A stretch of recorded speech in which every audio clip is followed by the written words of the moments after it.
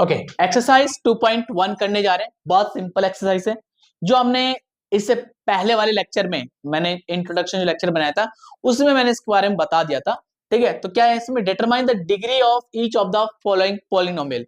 Degree का मतलब क्या होता है, highest power of the variable.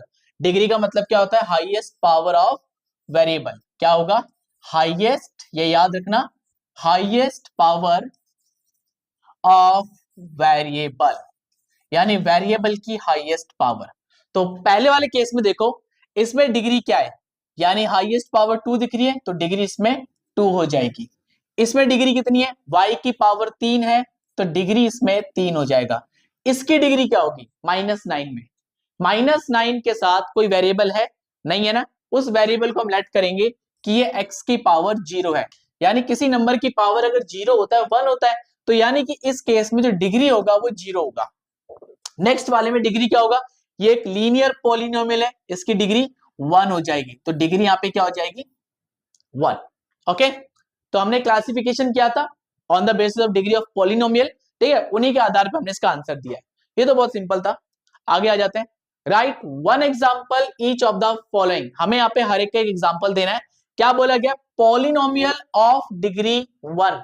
कोई भी एक ऐसा पॉलिनोमियल जिसकी आप डिग्री 1 दिखा दो। तो बेटा लीनियर पॉलिनोमियल होता है उस केस में, तो 2x + 3 लिख दो, या 2y - 5 लिख दो, या मान लो 3/7z + 2 लिख दो। इसमें से कोई भी आप एग्जांपल दे सकते हो जिसमें वेरिएबल की पावर हाईएस्ट कितनी होनी चाहिए, 1 होनी चाहिए। बस ये z है, this is my z। Okay, ये z है ये।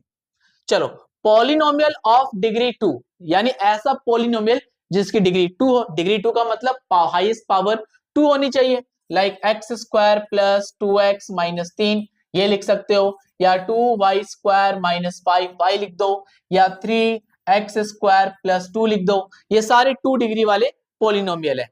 ठीक है, पॉलिनोमियल जिसकी डिग्री 3 हो, यानी हाईएस्ट पावर 3 होनी चाहिए।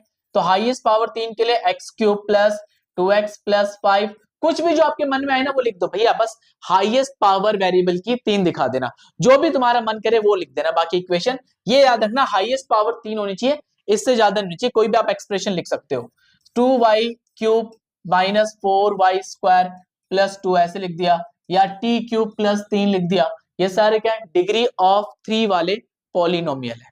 Got it. चलो अब आ जाते हैं नेक्स्ट एग्जांपल पे, नेक्स्ट क्वेश्चन पे। आइडेंटिफाई कोएफिशिएंट ऑफ x² और x³। कोएफिशिएंट क्या होता है, x² के साथ जो नंबर मल्टीप्लाई हो रहा है वो कोएफिशिएंट होगा। तो यहाँ पे x² के साथ क्या मल्टीप्लाई है, 6 है, तो x² का जो कोएफिशिएंट है, x कोएफिशिएंट ऑफ x² वो कितना हो जाएगा, 6 हो जाएगा। मतलब x² का गुणांक 6 हो जाएगा। x³ के साथ क्या मल्टीप्लाई है, -3, यानी कि यहाँ पे जो कोएफिशिएंट ऑफ x³ होगा वो -3 हो जाएगा, है ना। यानी x³ से पहले क्या है, -3 दे रखा है।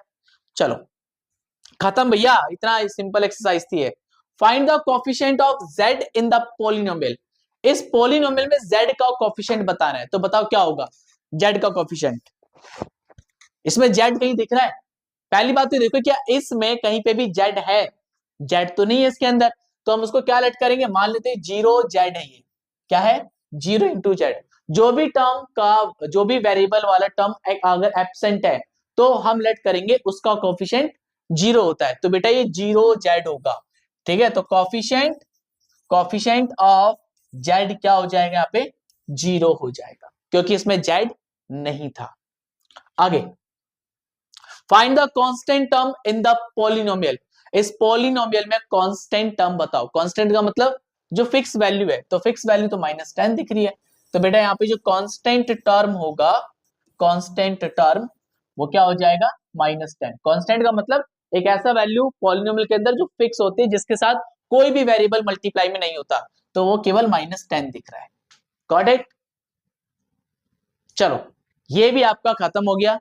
2.1 छोटी सी एक्सरसाइज थी 5-10 मिनट की। ठीक है, मिलेंगे 2.2 वाले एक्सरसाइज में। तब तक के लिए अलविदा, bye bye, tata, take care.